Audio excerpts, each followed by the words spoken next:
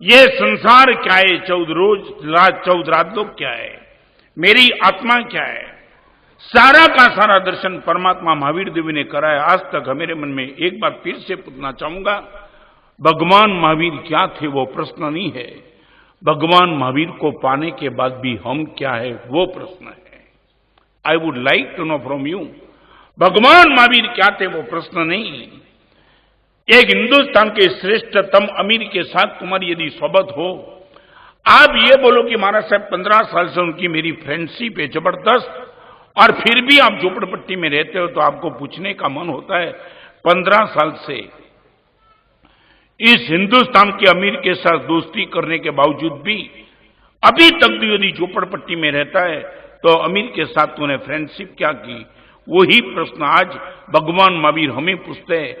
25 साल, 50 साल, 60 साल तक मेरे मंदिर में आने के बाद, मेरे दर्शन करने के बाद भी आज तेरी यही मानसिकता है,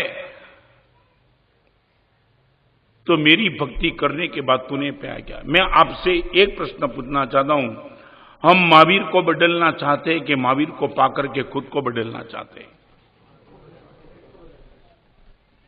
सोच के बोलना, सिंसियर। हमारा ये जवाब निश्चित तौर से सिंसियर है। महावीर तो महावीर है, महावीर मोक्ष में चले गए, उनका मंदिर बनाओ नहीं बनाओ महावीर का प्रश्न नहीं है। महावीर की पूजा करो या न करो महावीर का प्रश्न नहीं है, प्रश्न मेरा है।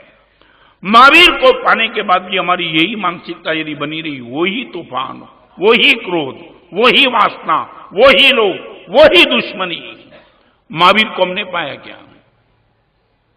महावीर अमीर नहीं थे, महावीर गुण से अमीर थे। महावीर के जिनमें दुख नहीं था वो प्रश्न नहीं था, महावीर के जीवन में दोष नहीं था। भगवान महावीर को पाने के बाद हम क्या चाहते वो आज आपसे थोड़ी बात करना चाहता हूं। पहले एक बात करना चाहता हूं, मेरे और आपके सामने 4 व्यक्ति बार बार आती है। आप एक बार आपकी सोच को चेक कर लेना, भगवान महावीर का मार्ग क्या है वो आज आपके सामने बात करना चाहता हूं। किसी भी सुखी आदमी को देखो, इनके प्रेजेंट को कभी मत देखना, उनके पास्ट को देखना। रिपीट करना चाहता हूं, किसी भी सुखी आदमी को देखो तो इनके प्रेजेंट को मत देखना, इनके पास्ट को देखना। समझे नहीं? हाँ, पास्ट गत जन्म को देखना। कहीं ना कहीं परमात्मा की भक्ति चमके की होगी और परमात्मा ने आज उनको चमके दिया है। I would like to know from you, सुखी को देखते हो, इनका प्रेजेंट आंखों के सामने आता है, इनका पास्ट आंखों के सामने आता है। एक राजमहल में दासी थी और ये दासी ने देखा, जूनियर दासी थी, सीनियर दासी ने उसने पूछा, राजा ने एक दिन ये तय किया मैं जाना चाहता हूं नगर में घूमने के लिए। राजा की बात जैसी नगर में जाने के घूमने के लिए राजा निकल गया तो उसने एक काम किया, राजा निकले बाहर, पालकी मंगवाई, राजा पालकी में बैठ गया। थोड़े ही राजमहल से बाहर आया तो घोड़ा आया, पालकी में से घोड़े पे गया और घोड़े से बाहर हाथी तैयार था, हाथी पे बैठ गया। पालकी से घोड़ा, घोड़ा से हाथी, पूरे गांव में राजा घुमा हाथी पे।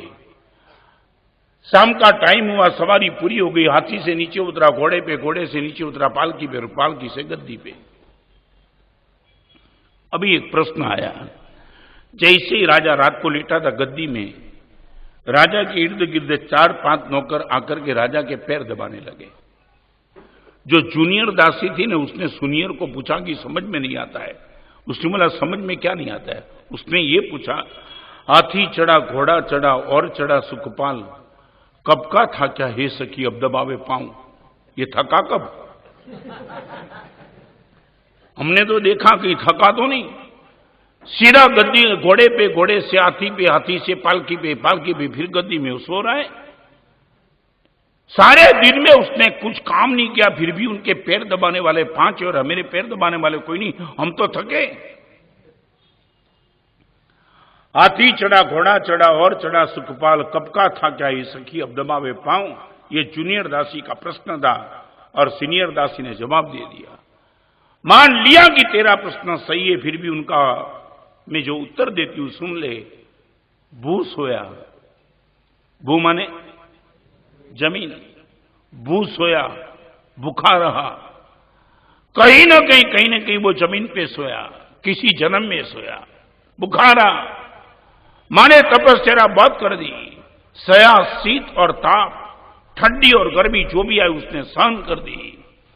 तू ये पूछ रही कि घोड़ा चढ़ा, हाथी चढ़ा और चढ़ा सुखपाल, कब का था क्या ये सखी अब दबावे पाऊं? मैं तुझे इतना ही कहना चाहती हूं, भू सोया, भूखा रहा, सया शीत और ताप, तब का था क्या हे सखी अब दबावे पाऊं? तब का थका है। गत जन्म में जो साधना जबरदस्त की वो थकान आज उतार रहा है।